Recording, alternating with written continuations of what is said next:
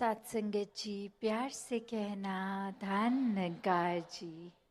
जहाँ ये बात शिक्षा की भी कि एक चाहे बाल अवस्था है, उससे ही जीवन में एक कोई भी सब्जेक्ट हो तो वो एक उसकी नॉलेज, उसका ज्ञान कितना ही ज़रूरी होता है, कितना ही महत्वपूर्ण होता है।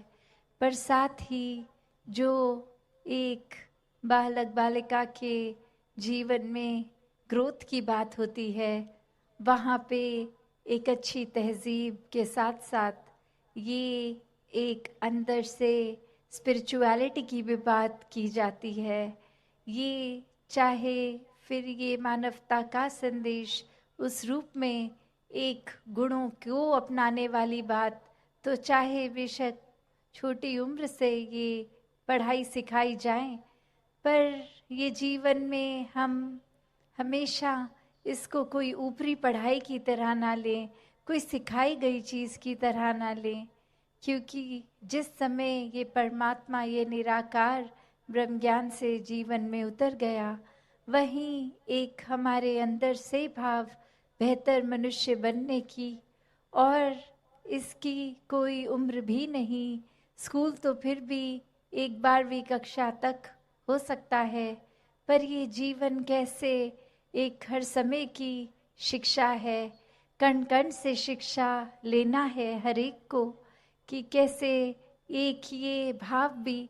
अक्सर जो बात अहंकार की आती है, वहाँ ये बात भी होती है कि जब किसी ने मान लिया कि सब कुछ तो हमें आता है, मैं हर चीज़ बखूबी करता हूँ, तो कोई भी चीज़, नई चीज़ या कोई पुरानी चीज़ को ठीक तरीके से सीखने की ये इच्छा कि इसको सीखा जाए, ये अहंकार की वजह से संभव नहीं हो पाता।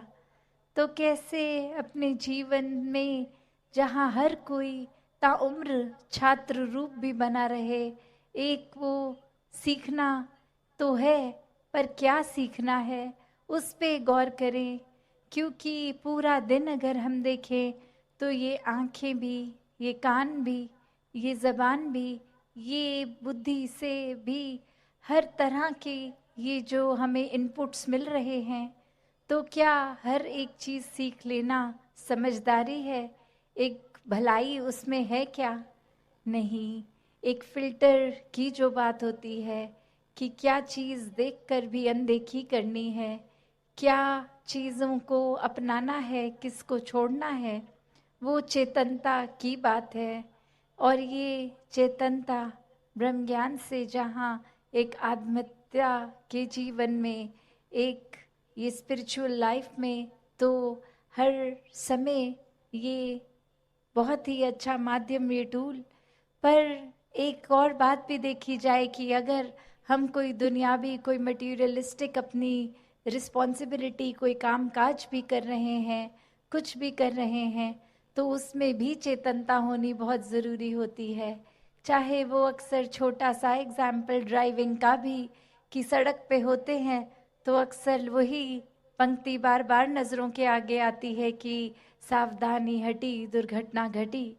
तो ये हर समय चेतनता की बात है कि कहाँ पे हैं हम इस समय, वो एक एक पल का हमें होश, वो खबर, उस पल में ही रहें। वरना तो सोच, एक सेकंड लगता है इधर उधर भागने में, ध्यान भटकने में। तो कैसे जहाँ उपस्थित है शरीर, वहाँ मन को भी उपस्थित रखना है, और ये चेतनता हर समय की जीवन में हो। तो फिर बात वहीं आती है जहाँ से हर बात की ही शुरुआत है। ये परमात्मा, ये निराकार, ये जो बेरंगा है, इसके एहसास में हर समय रहना एक पॉसिबल है। एक हर एक पल इसी के एहसास में जीना संभव है। और ये कोई बहुत कल्पना की कोई किताबी बातें नहीं हैं। हर कार्य करते हुए इसके ही एहसास में अगर रहा जाए, तो ये परमात्मा हमारे जीवन में और गहराई से उतरता है।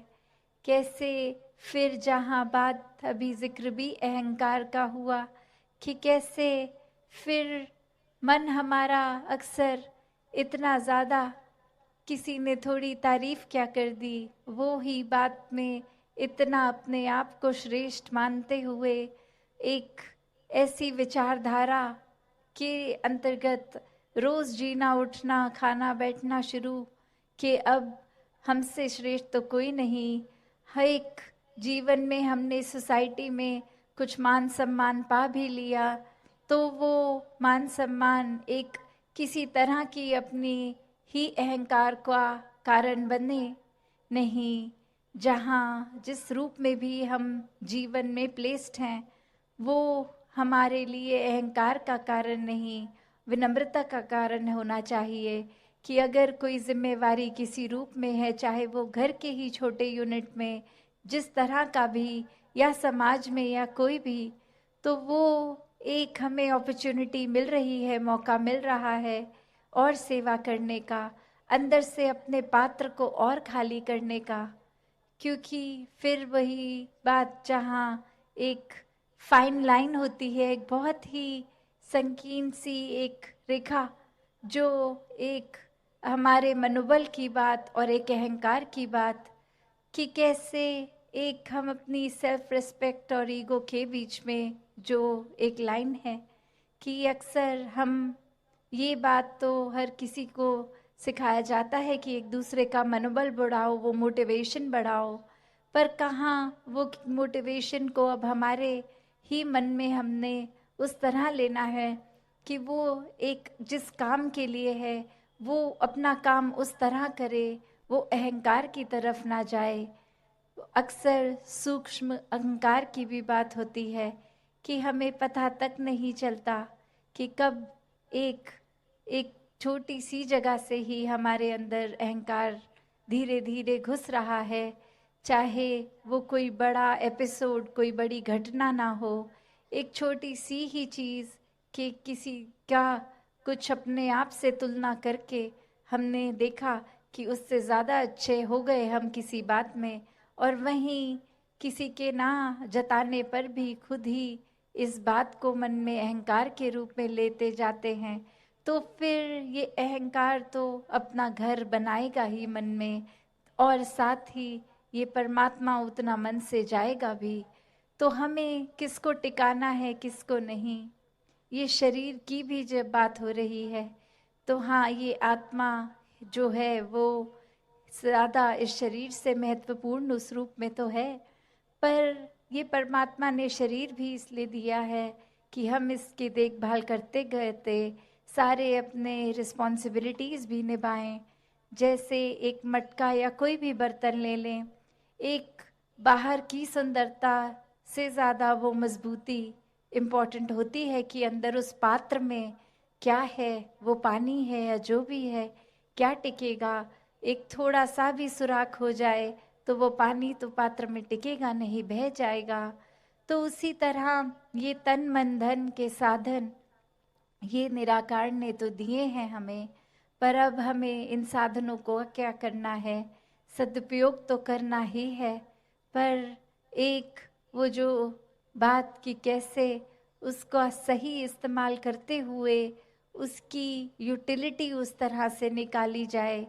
तो जहाँ ये शरीर भी दिया है जिसमें एक इतनी कैपेसिटी, एक कैपेबिलिटी है, उसको पूरी तरह तो जीना है, एक संत मति के अनुसार पर जीना है। तो दासी और समय ना लेके इन्हीं शब्दों से अरदास निराकार से सभी के लिए कि दातार कृपा करे। जो बातें अक्सर हमें सुनने में इतनी बार सुन लेते हैं तो लगता है कहीं उनकी इम्पोर्टेंस खत्म हो रही है। चाहे वो सेवा, सुमिरन और सत्संग ये 3 शब्द, पर ये सिर्फ शब्द नहीं है, वो सेवा का भाव अंदर से, वो सुमिरन रूप एक लगाव, एक एहसास, एक कम्युनिकेशन इस निराकार से। एक सत्संग में भी सिर्फ आके बैठ के जाने वाली बात नहीं, हर एक के जीवन से अपने जीवन को और सुनहरा बनाएं। ये सब ही जो परमात्मा ने एक संत रूप बख्शे हैं, हर एक का होना अगर जीवन में है और फिर भी हमारा सुधार नहीं हो रहा, तो कितनी कमी हम में है, जो एक इतनी अच्छी अपॉर्चुनिटी होते हुए भी फ़ायदा नहीं ले पा रहे। तो ये सेवा सिमरन सत्संग को सही तरीके से हर कोई करता जाए, सही कारणों से हर कोई करता जाए, हर एक के मन में ये निरंकार और गहराई से बसता जाए। सात संगत जी, धन निरंकार जी।